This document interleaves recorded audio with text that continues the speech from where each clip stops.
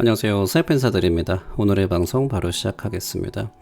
자, 오늘은 두 가지 주제, 불장은 다시 오고 있다. 기관들의 움직임을 보면서 두 번째는 블랙락이 몰래 투자하는 6가지 알트코인 유추를 해볼 수가 있습니다. 자, 다시 한번 제가 추천하는 코인이 아니라 블랙락의 움직임을 보면서 몰래 모으고 있는 코인을 한번 유추해보자. 이런 시간입니다. 자, 먼저 불장은 다시 돌아오고 있다. 요즘에 다들 많이 힘드시죠? 이런 걸 한번 알아볼 건데요. 현재 비트코인 가격이 4천만 원이 넘는 이유, 역시 가장 큰 이유는 블랙락의 비트코인 스팟 ETF, 현물 ETF 추천을 볼 수가 있습니다. 그러니까 블랙락을 많이들 아시겠지만, 요거 한마디로 이제 정확하게 말씀을 드릴 수가 있는 게, 세계 1위 자산의 규모를 넘어서 이게 좀 포인트죠. 정치적 영향력. 이제 지금 SEC랑 리플 사이에 지금 이제 소송을 보면은 정치적인 부분도 굉장히 중요하다. 다행인 거는 공화당이 지금 열심히 암호화폐 이노베이션을 싸우고 있죠. 정치적 영향력에서도 있어서 세계 넘버원 글로벌 금융회사로 인식된 형국이다. 이게 뭐 거의 팩트라 봐도 무방하죠. 그러니까 이렇게 강력한 기관이 움직이고 있습니다. 그 다음에 블랙락뿐만이 아니라 여기 지금 9 트릴리언 액티비티의 활동을 보여주는 건데 바로 역시 여기죠. 비트코인 스팟 ETF 때문에 지금 강력하게 가격이 오르고 있습니다. 그리고 파트너가 코인베이스죠. 그다음에 피델리티, JP 모건 체이스, 모건 스탠리, 골드만삭스 등등등 전부 다 액티비티를 보여주고 있고 파트너가 다 있습니다. 그리고 역시 토탈 에셋이 27 트릴리언이라는 천문학적인 이제 액수를 볼 수가 있죠. 그래서 제가 작년부터 말씀을 드려왔어요. 코인베이스 소송, 리플 소송 등은 크립토 시장을 죽이는 게 아니라 현존하는 암호화폐 세력을 죽이거나 아니면은 규모를 축소를 해서 돌문어라는 에이전트를 통해서 그 파워를 여기 블랙락이라든지 이런 그룹한테 넘겨주는 기관이다. 이렇게 말씀드렸고 지금 눈으로 확인을 하실 수가 있는 거죠. 이러면서 이런 그 돌문어는 어차피 SEC에서 잘리거나 스스로 그만둘 거예요. 벌써 자기 살 공리를 다 했다고 봅니다. 그러면서 어느 순간에 준비가 됐다. 이렇게 준비가 됐다 그러면은 본인은 이제 뭐 빤스런 하겠죠. 그러면서 관련 법이 상당히 암호화폐 관련해서 법이 유연해집니다. 그러니까 이거 역시 불장에 온다는 준비를 하고 있다는 모습이라고 볼 수가 있습니다.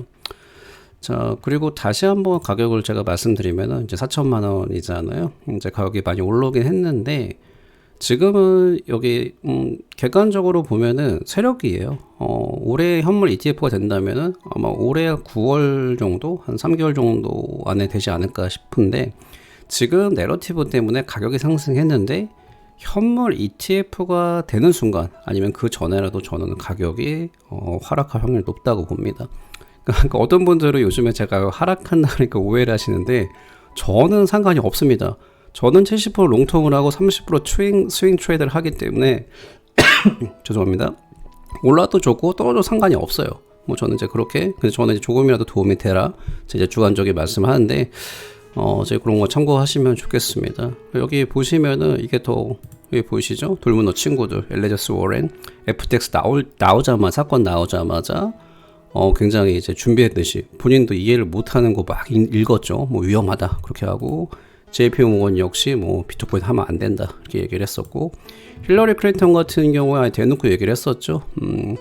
블룸버그 신경제 포럼에서 정보를 약화시키는 비트코인과 함께 암호화폐 능력에 대해서 말을 하고 굉장히 강하게 말했고 작지만 훨씬 커집니다. 굉장히 위협적인 존재로 이렇게 얘기를 많이 했었습니다. 블랙락 역시 예전에 굉장히 이제 비트코인은 쓰레기다, 이제 안 좋다 얘기했는데 갑자기 구원자로 이동을 했습니다. 그래서 결과가 바로 이제 여기 지금 나타났습니다.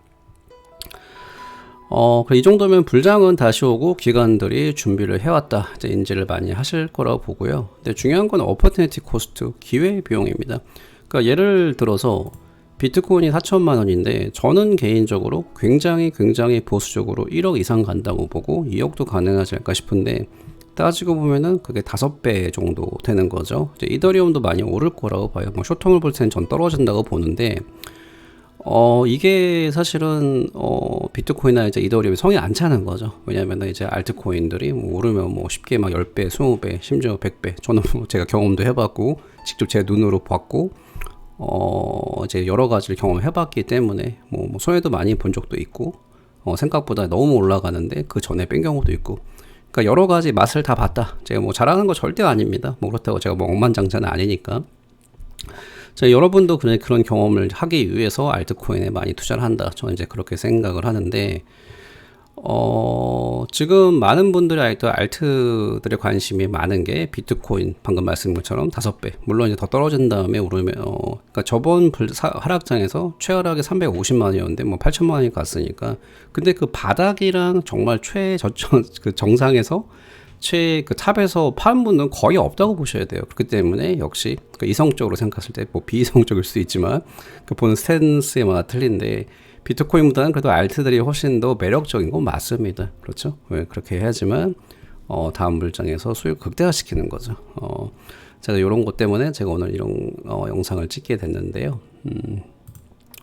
자, 이제 블랙락이 그동안에 거짓말만 하다가 이제는 비트코인 회의론자에서 구원자로 저 표현이 그렇지만 이제 굉장히 좋아하고 이제 현물 ETF를 하고 있는 거죠.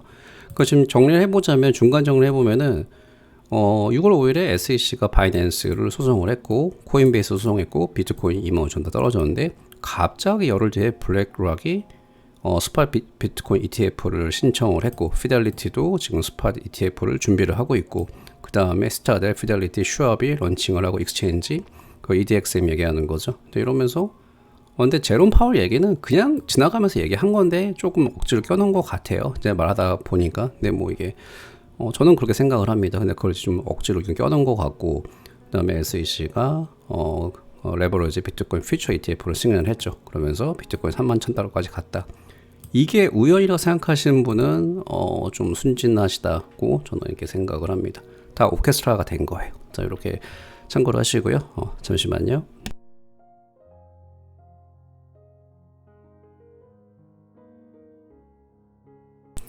오늘의 저의 메뉴는 맛있는 아이스빈 라떼를 마시고 있습니다. 바닐라빈 라떼를 마시고 있는데 요즘에 좀 살짝 지칩니다. 왜냐하면 제가 요즘에 일이 진짜 많아요. 그래서 언제 뭐 일을 또 안 하면은 또 너무 쉬면은 좀 이제 그런 거 있잖아요. 좀 며칠 쉬면은 그게 뭐라 그러죠? 그 루틴이 깨지니까. 그래도 월요일부터 토요일까지는 참 일이 많은 것 같습니다.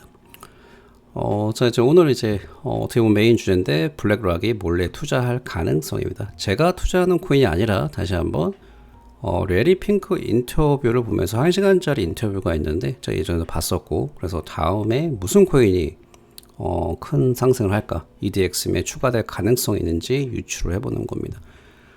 지금 오늘 방송 내용을 보신 분은 알겠지만 기관들을 무시 못합니다. 아까 여기 보신 것처럼 정치적인 영향력도 있고, 그 다음에 뭐 쉬운 말, 뭐 속된 말로 돈이 너무 많기 때문에 거기에 같이 올라타는 것도 많습니다. 그리고 앞으로 점점 냉정하게 말하면은 암호화폐 리테일 투자자들이 이제 힘을 더 많이 잃을 거예요. 주식시장처럼 비슷하게 갈 거라 봅니다.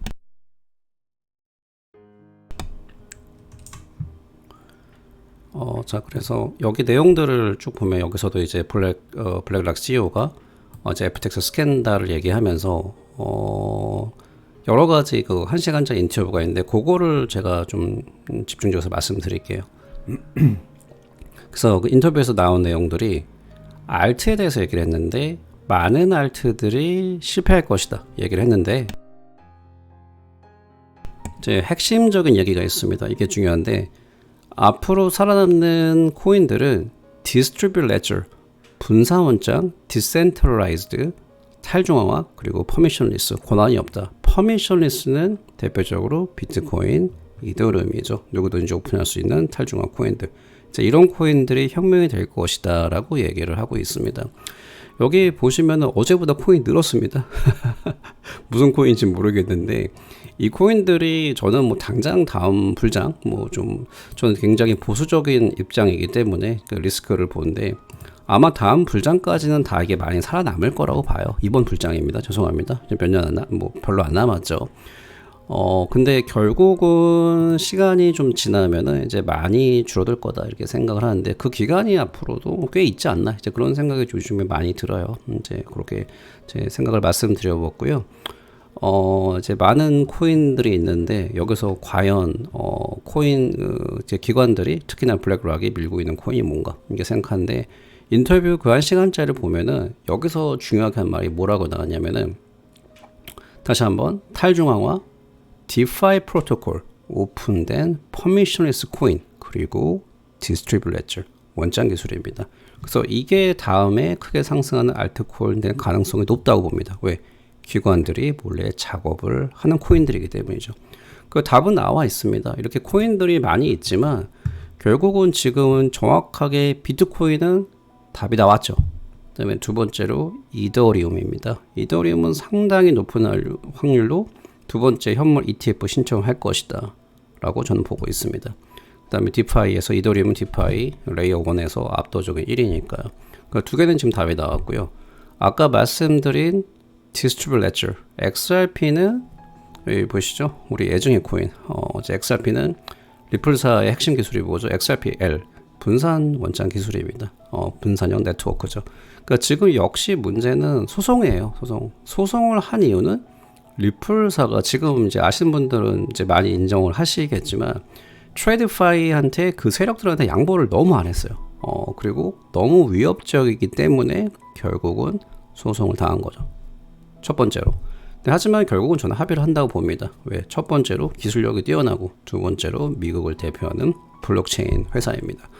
리플이 물론 이제 굉장히 혁신적인 그룹이 많지만 이게 기존 세력들과 그 게임 안에 같이 들어가려면은 그게 이제 어느 정도 양보를 하지 않고서는 좀 미국에서 말씀드리는 건데 좀 힘들지 않나 이제 그렇게 생각을 합니다. 그러니까 포텐셜은 어마어마하지만 결국은 시간이 지나면서 합의를 한다. 저는 그렇게 보고 있습니다. 그럼 당연히 큰 가격 상승으로 이어지겠죠. 자, 그 또 하나 힌트로는 이 코인베이스입니다. 코인베이스 아까 제가 보여드렸죠. 이게 파트너가 코인베이스입니다. 그래서 코인베이스랑 블랙락이 이제 파트너인데 여기에서 거래되고 있는 코인들 확률이 높죠. 그래서 이제 총 코인이 이제 260개가 있는데 사실 이 많은 코인 중에서 본인들 다 그래요. 다 탈중앙하다, 뭐 오픈되어 있다, 퍼미션리스다, 디파이다. 근데 하나씩 뜯어보면은 아닌 경우가 대부분이에요. 속이는 경우도 굉장히 많고요. 그렇기 때문에 소리 소문 없이 사라지는 코인도 굉장히 많고요. 그래서 이 사람이 말하는 걸 보면은 제 생각도 좀 들어가 있습니다. 지금 요즘에 퍼드를 많이 내죠. 알고랜드. 저는 이제 알고랜드도 블랙락 비전에 들어간다고 보고요. 그 다음에 한국을 보여드리는 게 조금 더 편하겠다. 여기서 찍어드리겠습니다. 네, 두 번째는 카다노. 카다노가 들어갈 수 있고, 그 다음에 유니스왑. 그리고 여기 보이시죠? 여기도 유니스왑에 들어가 있습니다. 유니스왑. 그리고 죄송합니다. 제가 말이 좀 엉켜가지고. 그래서 정리를 다시 해보면은 블랙락 비전 스탠다드 이제 맞는 거는 오픈, 탈중앙화, 퍼미션리스인데 여기에 맞는 거는 아까 답이 나온 비트코인, 이더리움, 그 다음에 세 번째 에이다, 네 번째 알고랜드. 알고랜드 좀 제가 볼 때는 퍼드를 계속 날리는 것 같아요. 이것도 좀 들어간다고 보고, 그 다음에 XRP 그리고 유니스왑이라고 저는 이제 판단을 하고 있습니다. 제 개인적인 생각도 많이 들어간 겁니다. 그리고 그 거래소 코인들 아주 극혐을 하고 있습니다. 그 다른 코인들 뭐 제가 생각하고 투자한 코인들 여러 가지가 있는데 이건 뭐 나중에 기회가 되면은 뭐 다루도록 하겠고요. 일단은 오늘은 블랙락 가장 큰 이제 그 매니지먼트의 기관들이 밀고 있는 코인들 가능성에 대해서 같이 한번 얘기를 했고요. 이제 본인들이 생각하시는 코인들이 있으면은 알려주시면은 저도 감사하게 한번 보고 또 제 의견도 드리도록 하겠습니다. 자, 오늘의 방송 여기서 마무리하겠습니다. 감사합니다.